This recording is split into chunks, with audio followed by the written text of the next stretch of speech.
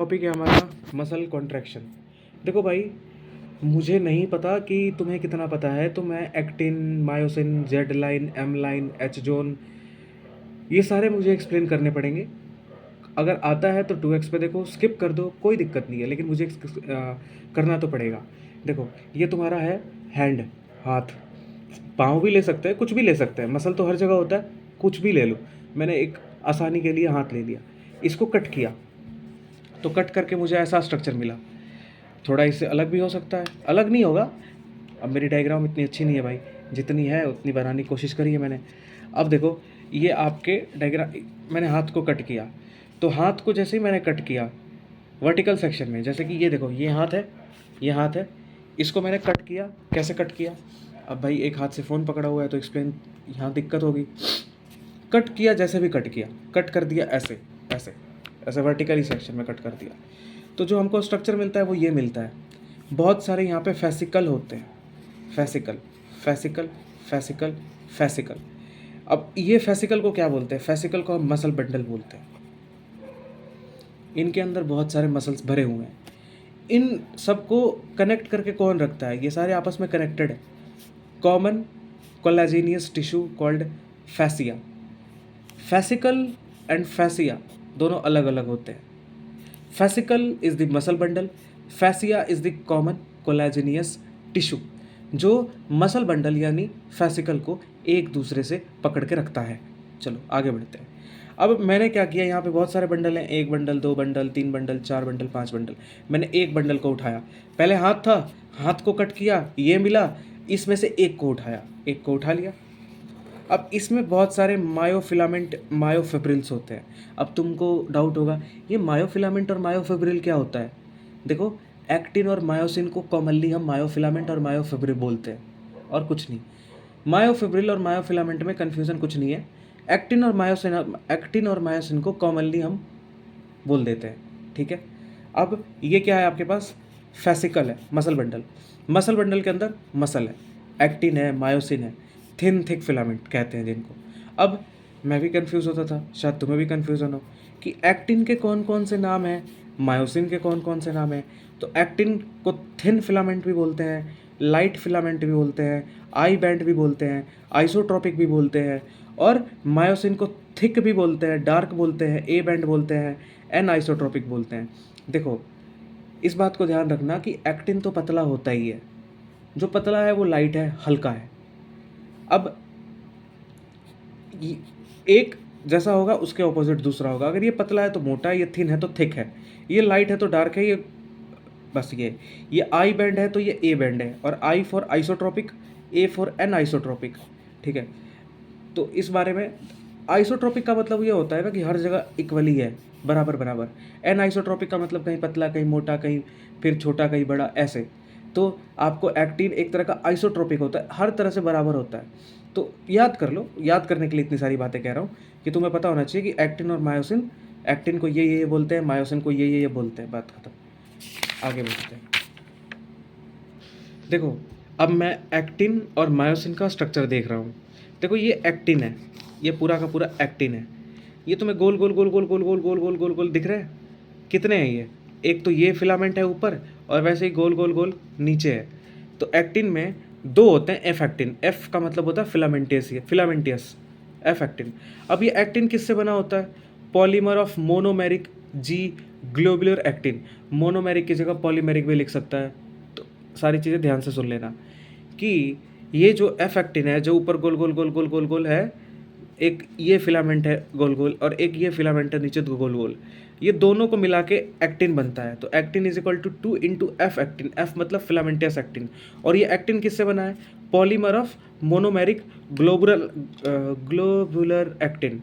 मतलब ये छोटे छोटे ये दिख रहे हैं ना, ये बहुत सारे मोनोमेरिक एक एक यूनिट आगे जुड़ा, ये होते हैं ग्लोबुलर एक्टिन, और इन सब से मिलके बनता है एक फिलामेंटियस एक्टिन, और ऐसे ऐसे दो फिलामेंटियस एक्टिन से बनता है एक्टिन। ज़्यादा लगता है एक्टिन एक्टिंग कर दिया, ठीक है, छोड़ो, करना पड़ता है।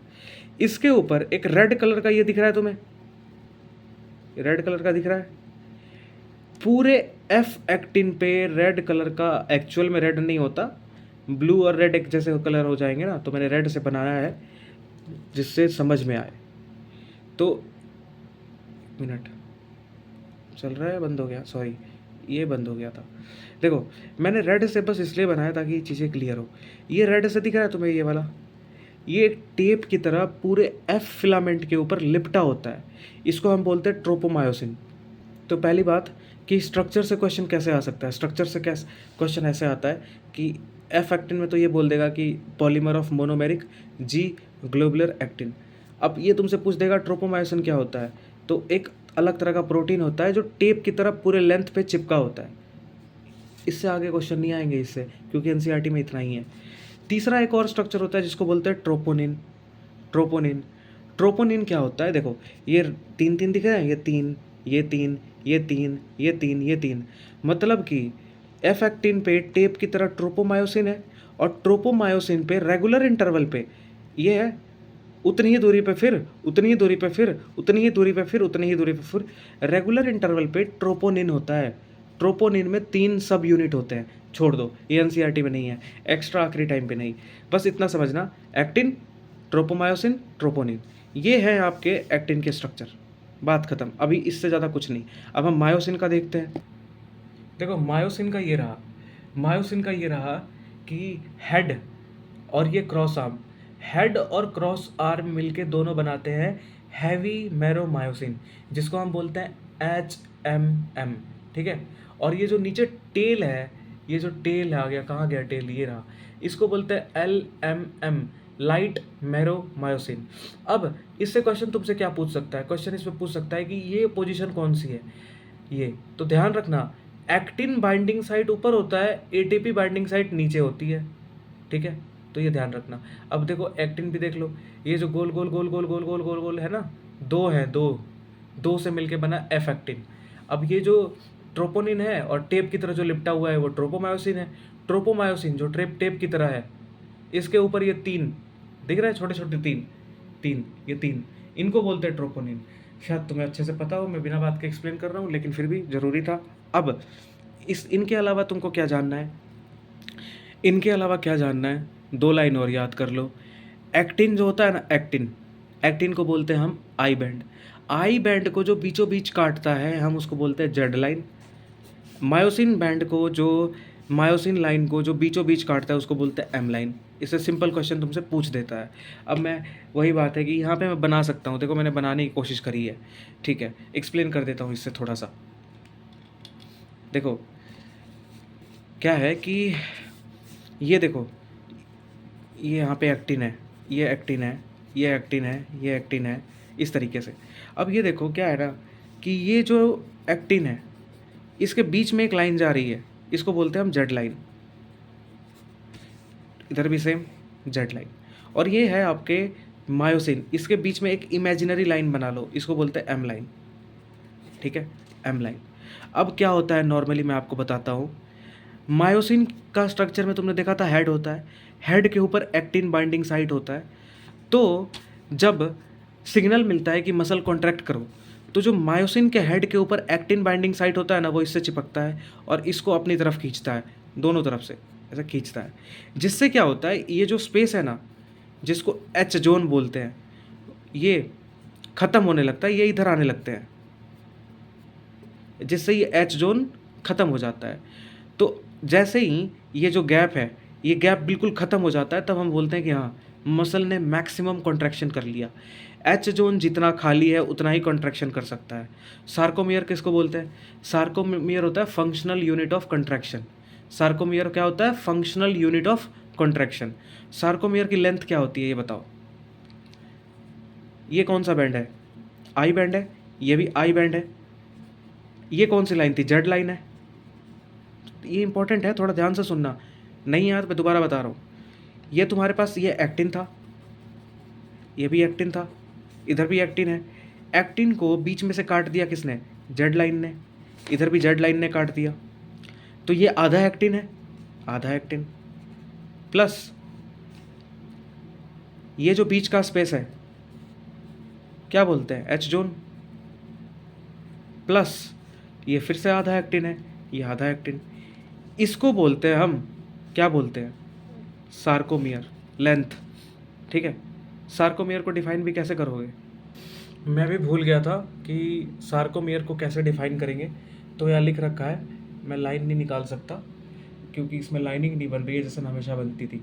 यहाँ लिखा हुआ है कि द पोर्शन, यहाँ पे देखना मेरा जहाँ पे कर्सर है, the portion of myofibril between two successive Z line is considered as the functional unit of contraction and is called sarcomere।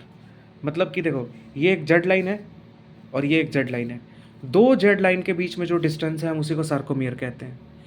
तुमसे ये पूछ दे कि मैक्सिमम कॉन्ट्रैक्शन कितना हो सकता है, मैक्सिमम कॉन्ट्रैक्शन उतना हो सकता है जितना एच जोन है। एच जोन ख़त्म, मैं कॉन्ट्रैक्शन वहीं रुक जाएगा। ये जितना बीच का स्पेस है ना, इतना ही कोई मसल खींच सकता है बस। अब मैकेनिज्म की बात करते हैं, कैसे बॉडी उसको वो करती है। देखो, मुझे लिटरली पता नहीं मैं कैसा एक्सप्लेन कर रहा हूँ, बट जैसा कर रहा हूँ कोशिश कर रहा हूँ कि ठीक हो, बाकी देखते हैं। देखो, मैकेनिज्म ऑफ मसल कॉन्ट्रैक्शन क्या होता है। जैसे तुम्हें जंप करना है, तुम्हें भागना है, तुम्हें हाथ को उठाना है, तुम्हें पैर को उठाना है, तो ऑब्वियसली मूवमेंट में मसल कॉन्ट्रैक्शन होता है। तो मसल कॉन्ट्रैक्शन के लिए क्या होता है कि हमारा जो पहली बात कि हम इसको best explain by sliding filament theory. ठीक है, sliding filament theory, sliding of thin filament over thick, यहाँ फिलामेंट है, sliding of thin filament over thick, यहाँ भी तो वही थी। ये आपकी एक्टिन है, ये एक्टिन है, ये एक्टिन है, ये एक्टिन है, ये मायोसिन है, मायोसिन के ऊपर ये एक्टिन है, ये इधर जाता है, एक्टिन इधर जाता है, ये एक्टिन इधर, ये ज्यों का त्यों रहता है, ये नहीं स्लाइड करता। ये इधर भागते हैं, ये इधर भागते हैं, एच जोन कम करते हैं, कॉन्ट्रैक्शन बढ़ता है, कॉन्ट्रैक्शन बढ़ता है। जैसे ही एच जोन ख़त्म, मैक्सिमम कॉन्ट्रैक्शन अचीव्ड। तो इसको बोलते हैं थिन फिलामेंट एक्टिन को, और मायोसिन को बोलते हैं थिक फिलामेंट। तो एक्टिन स्लाइड करता है, थिन फिलामेंट स्लाइड करती है थिक फिलामेंट के ऊपर। तो यहाँ भी वही लिखा हुआ है कि हम मसल कॉन्ट्रैक्शन को बेस्ट एक्सप्लेन कर सकते हैं स्लाइडिंग फिलामेंट थ्योरी। और इसमें क्या होता है कि sliding of thin filament over thick filament. अब देखो, muscle contraction initiated buy signal sent by CNS विया मोटर न्यूरॉन। दिमाग, सीएनएस में क्या आता है, ब्रेन और स्पाइनल कोड। ब्रेन और स्पाइनल कोड सिग्नल भेजता है मोटर न्यूरॉन के थ्रू कि मसल कॉन्ट्रैक्ट करो। Motor neuron plus muscle fibre motor unit बनते हैं। अब तुम्हें अगर याद हो कि मसल फाइबर किसको बोलता था मैं, फैसिकल। किसको बोलते थे, फैसिकल। देखो ये रहा, ये है फैसिकल। अगर इसको एक fascicle plus motor neuron is equal to motor unit, ये ध्यान रखना, समझ में आई बात, ये एनसीईआरटी की लाइन है। अब the junction between motor neuron, अब मोटर न्यूरॉन कहाँ पे है, छोड़ो, मोटर न्यूरॉन ये रहा, मोटर न्यूरॉन एंड सार्कोलीमा। सार्कोलीमा किसको बोलते हैं, सार्कोलीमा मतलब plasma membrane of muscle fibre. ठीक है, मसल फाइबर का प्लाज्मा मेम्ब्रेन होता है। Junction between motor neuron and सार्कोलीमा of muscle fibre is called neuromuscular junction और मोटर एंड प्लेट। तो दो तीन चीज़ें आ गई, मोटर यूनिट आ गई, न्यूरोमस्कुलर जंक्शन आ गया, मोटर एंड प्लेट आ गया, मसल फाइबर आ गया, मोटर न्यूरॉन आ गया। तुम्हें इस बात से कंफ्यूज नहीं होना है, मैं दोबारा अच्छे से बता देता हूँ, कंफ्यूज नहीं होना है इसमें। ब्रेन सिग्नल भेजता है, भाई हमारे को किसी भी बॉडी में कॉन्ट्रैक्शन करनी है, बिना ब्रेन के, बिना सेंट्रल नर्वस सिस्टम के हो सकता है क्या, नहीं हो सकता है। तो ब्रेन सिग्नल भेजेगा, किसी के थ्रू भेजेगा ना। जैसे तुम्हें किताब चाहिए, तो तुम्हें किताब चाहिए तो किसी के थ्रू ही मंगाना पड़ेगा घर से, भाई के, पापा के, मम्मी के, किसी के थ्रू। तो इसी तरीके से जो मसल कॉन्ट्रैक्शन होती है वो सीएनएस करती है, नो डाउट, लेकिन किसके थ्रू करती है, मोटर न्यूरॉन के थ्रू करती है। मोटर न्यूरॉन, देखो सिलेबस में कट गया, रिफ्लेक्स आर्क हम पढ़ते थे ना, जैसे किसी गर्म चीज़ को छुआ, एकदम से हमारी बॉडी पीछे हट जाती है, तो वो एक रिफ्लेक्स आर्क है। उस रिफ्लेक्स आर्क में मोटर न्यूरॉन इन्वॉल्व होता है। तो मैं उसको अच्छे से एक्सप्लेन करता, लेकिन वो सिलेबस में नहीं है तो कोई फ़ायदा नहीं है। तो मोटर न्यूरॉन बस समझ लो कि कुछ मोटर न्यूरॉन होता है। देखो, मसल कॉन्ट्रैक्शन दोबारा से एक बार अच्छे से, बस 1 मिनट में हो जाएगा ये। Muscle contraction initiated by signal Saint by motor neuron, CNS, brain और स्पाइनल कोड कंट्रैक्शन करवाता है किसके थ्रू? मोटर न्यूरॉन को सिग्नल भेज के। मतलब कि कॉन्ट्रैक्शन मान के चलो पैर में करवानी है, तो ये जो सीएनएस है वो डायरेक्ट ब्रेन को नहीं, डायरेक्ट पैर को नहीं कहता कि भाई चल रिलैक्स कर ले, ओ सॉरी कॉन्ट्रैक्ट कर ले, नहीं, वो मोटर न्यूरॉन को कहता है कि भाई मैंने तेरे को सिग्नल भेज दिया, तेरे को पैर का कॉन्ट्रैक्शन करवाना है। सीएनएस ने किसको मैसेज भेजा? मोटर न्यूरॉन को। मोटर न्यूरॉन ने ये कॉन्ट्रैक्शन करवाया, तो बस मोटर न्यूरॉन एक रिले की तरह है, यहाँ से मैसेज रिसीव करके आगे ट्रांसफ़र कर दिया। तो उसी तरीके से muscle contraction initiated buy signal sent by CNS विया मोटर न्यूरॉन। अब मोटर न्यूरॉन, ये मोटर न्यूरॉन है, ये मोटर न्यूरॉन है, और इसके आसपास सिग्नल भेजने के लिए एक मसल फाइबर भी तो होगा जिसको सिग्नल भेजेगा। हर एक मसल फाइबर के पास अपना मोटर न्यूरॉन होता है, तो यहाँ पर एक मसल फाइबर भी होगा जो सिग्नल भेजेगा कि हाँ भाई चल कॉन्ट्रैक्ट कर। तो motor neuron plus muscle fibre ये दोनों मिलके बनते हैं मोटर यूनिट, एक यूनिट हो जाता है, ठीक है। Motor neuron plus muscle fibre जिसको हम फेसिकल बोलते हैं उसको बोलते हैं मोटर यूनिट।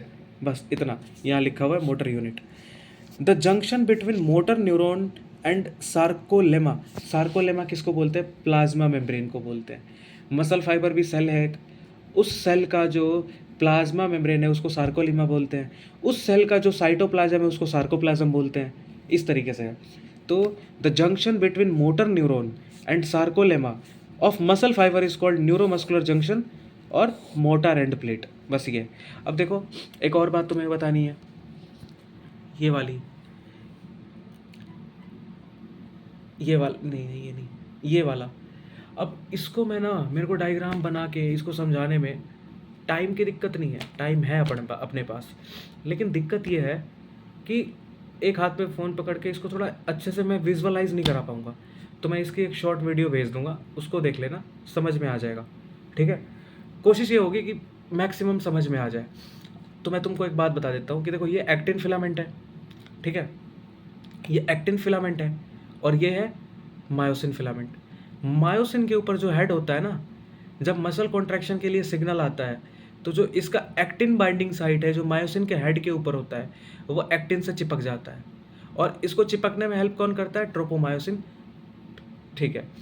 तो ये चिपक गया, एटीपी खर्च भी होती है, चिपक गया, और जैसे ही चिपक गया ये एक्टिन को इस तरफ खींचता है, इस तरफ, इस तरफ, एच जोन की तरफ, एच जोन कम करता है, और इधर भी एक एक्टिन होती है, देखो ये देखो, ये है आपके मायोसिन, ये है एक्टिन, इधर भी एक्टिन है, इधर भी एक्टिन है, और ये मायोसिन है, ठीक है, ये मायोसिन है। तो उसी तरीके से समझना कि ये जो एक्टिन है ना, और एक्टिन के नीचे मायोसिन है, मायोसिन का हेड इधर वाले एक्टिन को पकड़ लेता है, और ये मायोसिन का हेड इधर वाले एक्टिन को पकड़ लेता है, और इसको इधर खींचता है, सॉरी मैं क्यों खींच रहा हूँ, इधर खींचता है, और ये जो बीच का गैप है ना, एच जोन, ये ख़त्म होने लगता है जैसे जैसे कॉन्ट्रैक्शन होती है। तो मैं इसकी एक वीडियो भेज दूंगा, उसको देख लेना, तुम्हें समझ में आ जाएगा। ओके।